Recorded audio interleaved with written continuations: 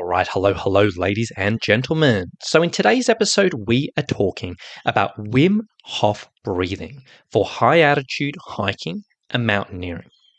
Now, this is a subject which over the years has come up a lot.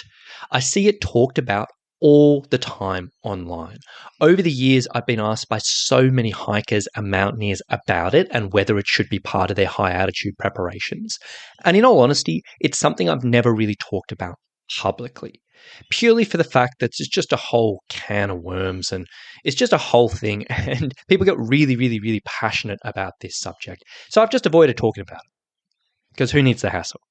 But in all honesty, the problem is, as with a lot of these types of topics, is there's just so much misinformation online around this topic. There is just so many wild claims which people talk about, and there just doesn't seem to be any type of counter argument out there, at least in the hiking and the mountaineering community.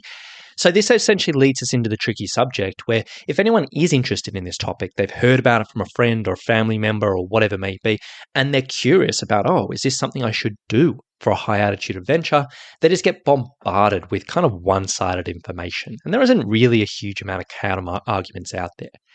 Now, to give you a few examples of this, so kind of what has prompted me to finally make this episode, here are a few direct quotes I've pulled from articles and videos on the subject, specifically on the subject of Wim Hof breathing for high altitude.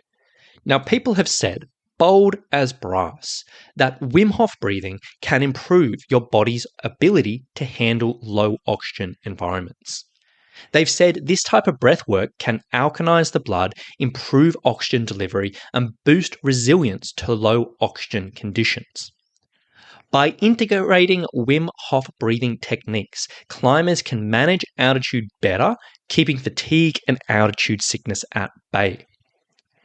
Wim Hof breathing is also a technique proven effective to combat altitude sickness in most people, improve circulation and mental focus.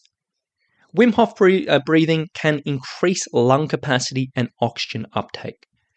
The Wim Hof technique is a great way to blast oxygen into the body and brain and get rid of an altitude sickness headache. Wim Hof breathing can lead to increased oxygenation, which may enhance sports performance and help when adjusting to higher altitudes. Wim Hof breathing can increase the concentration of red blood cells, boosting your blood's oxygen carrying capacity. Your lung capacity and circulation will improve and your metabolism will become more efficient. I have even seen, and this wasn't from an article or a video, but I've seen people saying online in certain forums, arguing that Wim Hof breathing is an effective alternative to Diamox, which is a medically prescribed drug for high altitude. Like, all of this is wild. All of this is like bold and crazy and some dramatic claims. And people just say it. And there doesn't seem to be any kind of extra information around it. So today I do want to dive into this a little bit. I want to go into detail about where these claims kind of come from and where the source of all of this is coming from, what this breathing is all about as it relates to kind of high altitude, and just give you a bit more context on this. And ultimately just answer the question, is Wim Hof breathing an effective technique for high altitude hiking or mountaineering? Now, before I get into all of that, I want to preface by saying this. I know a lot of people around the world are very passionate about this subject. I know a lot of people around the world love Wim Hof breathing and love the Wim Hof method. I know people have been doing this every day for years and they feel amazing from it or whatever it may be. And if this is you, if it's part of your life, if you really enjoy it, if you feel like it gives you positive benefits, that's fantastic. That's good. And absolutely do what you want to do. I'm not going to try to discourage you from doing anything like that. However, we do need to present information specifically related to high altitude and mountaineering and hiking. And that's what we're breaking down. If you love it, if you enjoy it, great. But just keep in mind, we are talking specifically about the claims for high altitude today. So with that being said, let's kick things off. To start with, if you haven't heard about this before, who is Wim Hof? Now, Wim Hof is basically a Dutch you can call him like an extreme athlete and also like a wellness instructor or a breathing coach, or I don't know. He's got so many different titles, but extreme athlete and wellness instructor is probably the best way to say it. He's really, really famous for developing what's called the Wim Hof method, which is essentially a set of different practices you do in conjunction.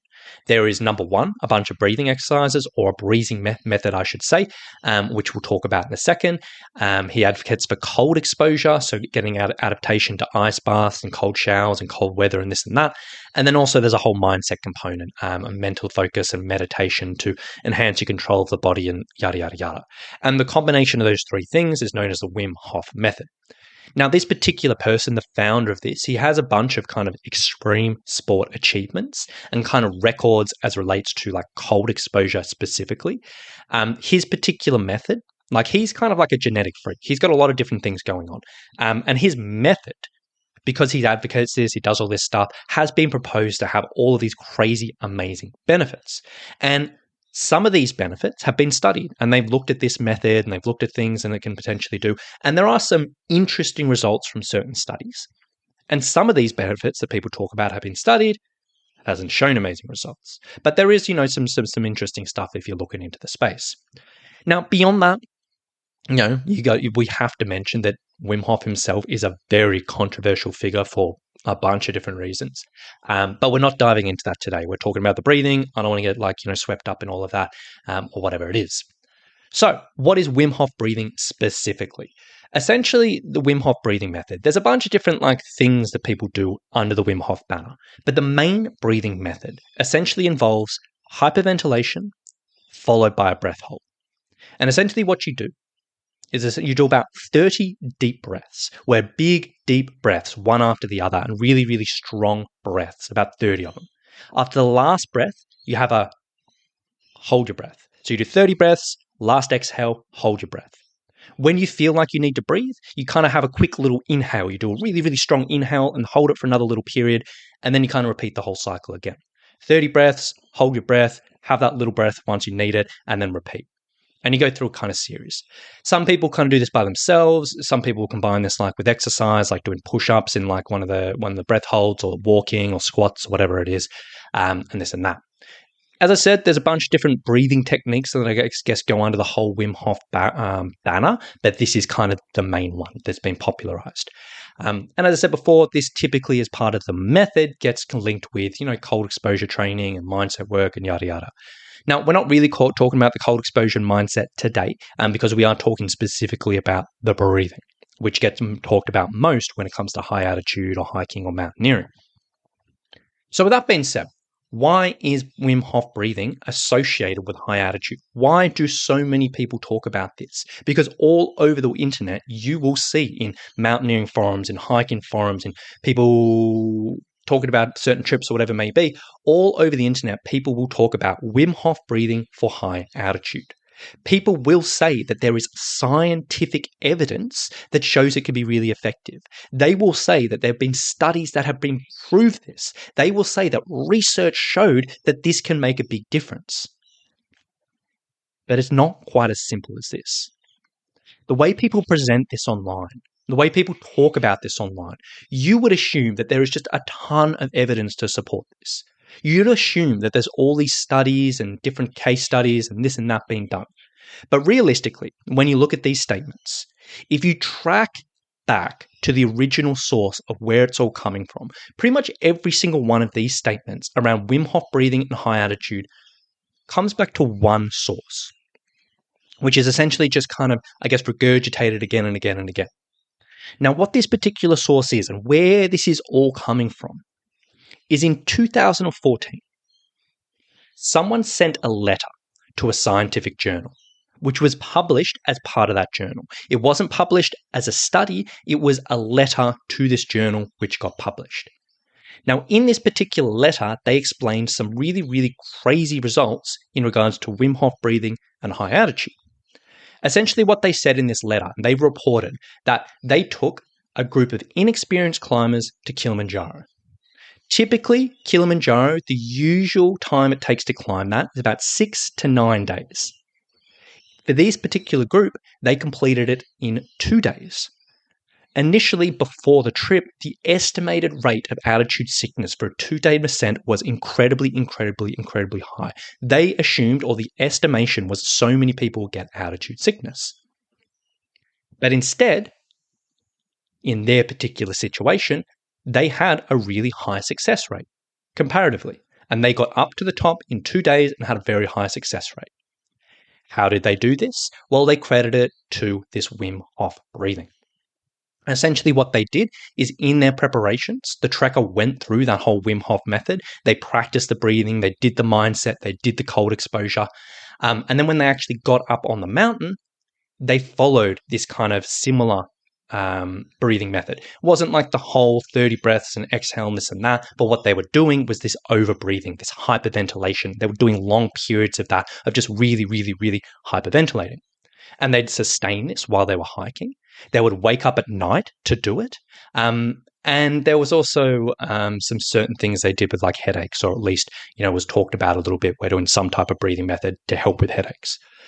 Now, it was claimed in this letter that this potential, and coming from these results, that this could be a remarkable new way of helping acclimatization. And when you read this letter and the way it's talked about, it's like, yeah, wow, that's really cool. Looking at the estimated rates of altitude sickness to what they did, that's pretty cool. That's pretty amazing. And just looking at it face value, it is amazing. But there are some big limitations which never really get talked about. Number one, the actual method and practicality of applying this. Because the way they went about it, they were doing this over breathing pretty much the entire trip. They were doing this hyperventilation for pretty much the entire trip. They had to sustain this, and the climb, the entire thing, was about 30 hours. And they literally had to wake up during the night to do periods of this. Now, this may have been doable for 30 hours. If you practiced and trained and kind of do it, and you can sustain that type of thing for 30 hours. But who's going to sustain that for longer? How many hikers are actually just doing a 2-day ascent? Practically, how many people are in that situation where they're willing to wake up every single night? How long can you actually keep that going without other major detriments? Practicality, a little bit tricky. The second sort of drawback here is acclimatization. They said in this letter that this method and this breathing would speed up acclimatization.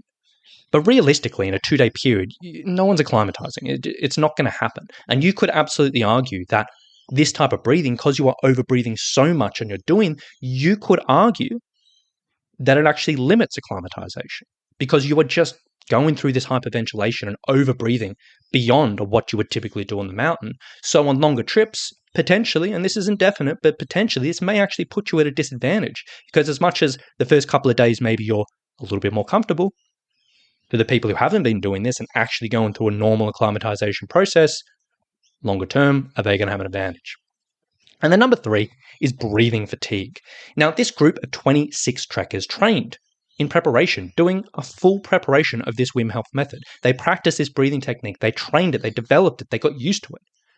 Now, of this 26, as much as they had really high success rates, said in the letter that 2 people dropped out due to clinical signs of physical or respiratory exhaustion.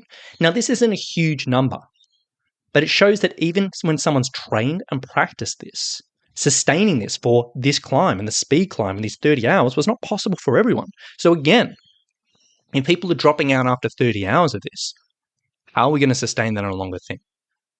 On top of that, to be very clear, and this always gets misinterpreted and kind of overlooked, this was a letter to a journal. It was a report about the trip. This, by no means, is a scientific study. Even though people say it is, even though it was published as part of a scientific journal, it wasn't a study. It was just a report. It was a letter saying, look, this is interesting. This should probably be studied because it's a cool subject. There is a massive difference, but people just overlook that. And then finally with this, this climb, it was done back in 2014. Now, over the years, there have been quite a few studies that have been published around the Wim Hof method, looking at various different things. Some things have shown some really interesting benefits for some things. Some things have shown some, it doesn't really do much. But if this was such a revolutionary technique for high altitude, if this was such an impressive thing, why have there been no follow-up studies in 12 years? I don't know. The whole thing is interesting and is absolutely interesting and is absolutely amazing that these people did that. But in all honesty, as a practical thing, it's just not a practical thing to lean on. And the way that people talk about this online just shows a complete lack of understanding around what it is. And they're just regurgitating these things they've heard without actually considering the source. I'm sorry if I'm sounding a little bit frustrated, but this just annoys the heck out of me. And it just drives me mental. And this is one of the reasons why I haven't done this episode for so many years, because I know I was just kind of going to get a bit fired up. So with that being said, that goes into kind of where this has come from, like why people talk about this and yada, yada, yada. That's kind of the original source. But beyond that, let's sort of say, let's get rid of that. Let's forget about that. Let's sort of say, you know what, cool, that was a letter, that was interesting, whatever it may be. Beyond that, what about other things? Is there any evidence to show that Wim Hof breathing may be useful for certain things, either as preparation and training for high altitude or for actual use on the mountain? Because a lot of people have all these other claims they talk about. So let's kind of break this down. Let's look at preparation and training first, because there are a lot of claims that people make about this breathing, saying, you know, if you do this in your training and your preparations, it will help you improve X, Y, and Z, which will be therefore beneficial for altitude or at least endurance sports in general. So let's just break a few of these down. Red blood cell count. As I said, people out there say that Wim Hof breathing can improve your red blood cell count. More red blood cells, very, very beneficial for endurance performance, very, very beneficial for high altitude, because this is our oxygen carrying capacity. Is there any evidence to show this? None that I've seen. From what I've seen, there is zero evidence to show that Wim Hof breathing increases red blood cell count. Now, some studies have looked at breath holds as a whole and breath hold training as a whole, improving red blood cell count. And some studies have shown that there can be some short-term improvements from certain type of breath holds. But on that, there isn't any evidence of long-term improvements, meaning short-term, there may be little increase or anything, but as a long-term improvement, an actual change and an actual adaptation of the body, not really any evidence. There is evidence of EPO increase, and EPO is something which can stimulate more red blood cells. But as we talked about in previous podcast, a raise in EPO doesn't always lead to more red blood cells. And people often talk about, hey, breath holds will increase your EPO, and therefore it will increase your red blood cells, and therefore it will improve you at altitude. But the actual link, as much as it makes sense in theory, it doesn't automatically lead to this. And there's a lot of things in training that can lead to an increase in EPO, which still doesn't see a long-term improvement in red blood cells. But the way people present breath holds, you'd think it does. Now, I've done a whole podcast episode on that, breath hold training for hikers and mountaineers, or high-altitude hikers and mountaineers. I'll leave a link for that in the show notes below if you want to just dive into that a bit more. But I'm not going to harp on about that. So red blood cell count, any evidence? Not really. What about improving lung capacity? From what I've seen, there is zero evidence to show that Wim Hof breathing can improve lung capacity. May help you feel more comfortable with your breathing because you're doing dedicated breathing training, but in regards to lung capacity and that statement, which a lot of people say, I haven't seen any evidence. Can Wim Hof breathing improve oxygen uptake? Now, this is an interesting one because some people out there will sort of say, Wim Hof breathing will improve your VO2. And the way they talk about this is they sort of talk about Wim Hof breathing will improve your VO2 max, which is often, referenced as a thing, as something very desirable for endurance athletes, which absolutely is. And when you dive into this, there is a study that I've seen, which is interesting, but doesn't quite line up with what people say. In this particular study, at least the one that I've seen, they looked at breathing and VO2 kinetics, specifically as a warm-up before exercise. To be clear, and a lot of people kind of seem to get confused here, what they looked at is VO2 kinetics, which is essentially how quickly your body increases oxygen consumption when exercise starts. They weren't looking at VO2 max, which sometimes people get confused with. What they did in this study is they did Wim Hof breathing as a warm-up.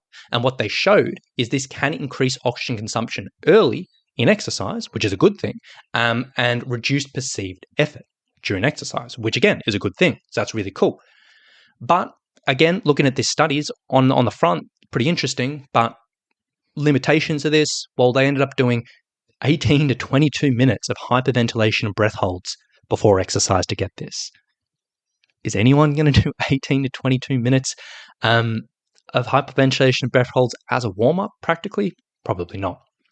On top of this, what they studied against their control group just sat around and rested. So they didn't warm up. So they're looking at someone sitting on your ass and doing absolutely nothing versus hyperventilation, and hyperventilation was a bit better. Maybe if you looked at an actual warm-up versus this, might be a bit different. And also this study said it's mainly beneficial for short duration athletic performance. So if you were someone who was like trying to get pumped up before a quick event, like a sprint or something really, really short, yeah, that may be cool and that may be useful. But for hiking and mountaineering at high altitude, we're not really trying to get pumped up. We don't really need to do, it's not short duration by any means. A bit of a limitation there. So I would sort of say interesting, but maybe not in our realms as a hiker or mountaineer. Next up, Wim Hof breathing and breathing economy. Doesn't seem to be any evidence to show that it improves that. Really, the main sort of things that it comes down to is, a little bit more, I guess, left of center benefits for a mountaineer. Cold exposure, people often talk about that. Obviously, mountaineering, high altitude, hiking, you can be in the cold. It can be a limiting factor. The Wim Hof method as itself can improve our cold tolerance, but that probably comes more from the cold exposure training as opposed to the breathing itself. If you're worried about this, for sure, I could see some benefits of cold exposure training if this worries you, but I wouldn't really say this is a limiting factor for most hikers and mountaineers. The other couple, immune health, there are some studies to show that this may be beneficial for anti-inflammatory and immune effects, which is very, very interesting. I would argue there are many, many different things you can do to help with your immune system, which a lot of people don't really do. But if you're like, hey, you know what, I'm really interested in that, I want to do something cool, maybe beneficial. Again, is it directly linked to high altitude? Probably not, but immune health is good. And reduce stress levels, a lot of people talk about that. To be clear, some people do see some good results from this, of doing the type of Wim Hof breathing regularly to deal with anxiety and stress and this and that. On top of that, because this is quite a stressful thing, some people will see good results from it, but doing hyperventilation and breath holds, other people kind of go the other way, and it can actually be stress-inducing. So it's a very individual thing. And that's really about it. Those are probably the main ones that come through it, and kind of zoom through it all. Really, when it comes down to this subject, like as a summary, like so many people talk about Wim Hof breathing as this magical method for high altitude. And in all honesty, as you probably heard from my tone today, it does drive me a little bit mental, because when you look into it, when you actually dive into it, there is very, very, very little evidence to show that it will be effective. There is very, very, very little evidence to show that it's going to be beneficial. And what little evidence there is it really a practical thing for a hiker or mountaineer to do? I don't know. I fully understand people are looking to get an edge in these high altitude situations, but in all honesty, there's probably better things you can look at. You could absolutely argue in certain situations this may be an interesting technique to use. For example, if there's an emergency rescue situation, someone's coming in and out, they're just going to be there for a few hours and they just need to kind of deal with that. But even that, we definitely need a lot more evidence to sort of say, hey, this is something we're really going to advocate for, because there's obviously so many other factors going in. Beyond high altitude specifically, I think a lot of the claims people make around Wim Hof breathing as it relates to exercise performance or endurance performance just are not backed up by evidence. And yeah, there may be some cool benefits when we come down to immune health or stress levels or whatever it may be. Interesting area to look at, but again, I would argue there's many other things you can look at as well beyond that and related specifically to exercise and high altitude. Yeah, I don't know. So beyond all that, if you do enjoy this, as I said before, if this is a part of your life, if you really enjoy it, if you've done it, you feel like it's a positive, great, all power to you. But please, when we are specifically looking at high altitude hiking or mountaineering, you need to just take it with a grain of salt. Don't assume this is going to be an effective tool for altitude. Don't think this is going to replace anything in a normal acclimatization schedule or your high altitude preparations or high altitude safety. And if you're a hiker or mountaineer who's looking for an edge at high altitude, this probably isn't it. So with that being said, I'm going to wrap things up here. I know I'm probably going to get a few little angry emails coming about this because I know people get passionate about this subject, but we have to be real here when we're talking about high altitude. So, with that being said, I'm going to wrap things up. I hope that made sense. I hope that gave a little bit of clarity on this subject and maybe just a little bit extra context than what we often see online. If anyone does have any follow-up questions of this, please do let me know. But hopefully that makes sense. Hope you've enjoyed it, and we'll talk to you soon. Bye.